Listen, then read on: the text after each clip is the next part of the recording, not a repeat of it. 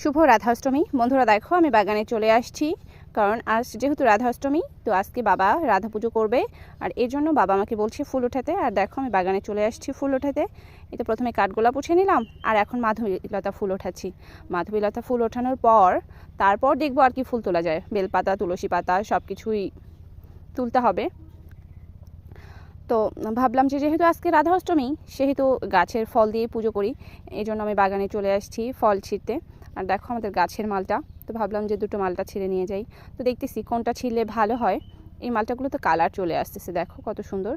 আর আমি অলরেডি দুটো মালটা ছিঁড়ে নিলাম, কারণ রাধারানীর পুজো করা হবে আজকে। জীবনে কিছু মানুষ আছে যাদেরকে চেনা খুবই কঠিন হয়ে দাঁড়ায়, গিরগিটির মতো রং পাল্টায়। আর এই দেখো এই বাগানে একটা গাছ আছে আমড়ার, তো ভাবলাম যে দুটো আমরাও ছিঁড়ে নিই।